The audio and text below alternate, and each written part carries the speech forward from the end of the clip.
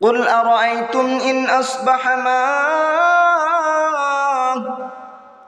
غورا فمن يأتيكم بماء معين। এ দুনিয়ার মুসলমান, তোমাদেরকে যে তো সুন্দর নিয়ামতের পানি দান করেছি, সুন্দর নিয়ামতের পানি তোমরা পান করতেছ, হঠাৎ যখন দেখবা এই পানি স্তর নিচে ডেবে গেছে, আর পানি বাইর হয় না। সকালবেলা যখন টিউবওয়েল চাপার জন্য যখন তোমার ফরজ গোসল হয়ে যাবে, সকালবেলা যখন টিউবওয়েল চাপার জন্য পানির জন্য টিউবওয়েল চাপ দিবা, যখন পানি না বাইর হবে তখন কি করবা? এ দুনিয়ার মুসলমান, আল্লাহ রাব্বুল আলামিনের জন্য এত নিয়ামত আমাদেরকে দান করেছেন, আর এত সুন্দর নিয়ামত পেয়ে আমরা শুধু পানি অপচয় খরচ করি। এত সুন্দর যে একটা গিলাস পানি যখন আমরা পান করি, তখন আল্লাহর শুকরিয়া আদায় করার জন্য মনে থাকে না।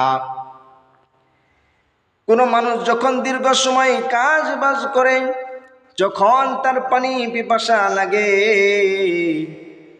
ওই সকল মানুষরা যখন এক গিলাস পানি পান করে, তখন তারা বোঝা যায় তাদের মনটা দিলটা কত শান্ত হয়ে যায়। এর জন্য এত সুন্দর পানি আল্লাহ তাআলা আমাদেরকে দান করেছেন। হঠাৎ যখন শুনবেন যে পানি আর নাই পৃথিবীর ভিতরে, মানুষ কি করবেন? পানি ছাড়া এক সেকেন্ডেও মানুষ টিকতে পারবে না। পানি ছাড়া দুনিয়ার মানুষ অচল হয়ে পড়বে। শিশু বাচ্চারা মারা যাবে, বৃদ্ধ বাবাজি মারা মারা যাবে, দুনিয়ার সকল মানুষ পানি ছাড়া বাঁচবে না। এত সুন্দর পানি নিয়ামত আল্লাহ তাআলা আমাদেরকে যে দান করেছেন, আল্লাহর প্রতি আমাদের শুকরিয়াও আদায় আসে না। আল্লাহ রাব্বুল আলামিন এই পানি দেওয়ার কারণে আপনার কাছে কি ট্যাক্স চাইছে কিনা? এত সুন্দর পানি খাওয়ার পরে কোনোদিন কি আল্লাহর জন্য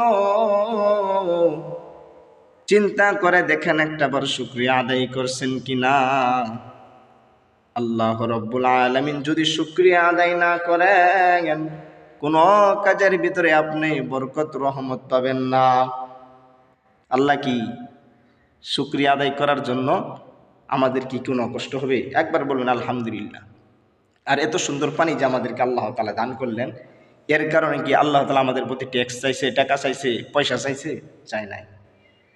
এর কারণেই শুধুমাত্র আল্লাহর জন্য শুকরিয়া আদায় করবেন, আর আল্লাহ তাআলা আপনার প্রতি রহমত নাজিল করবেন, শুকুর আরো বাড়াই দিবেন।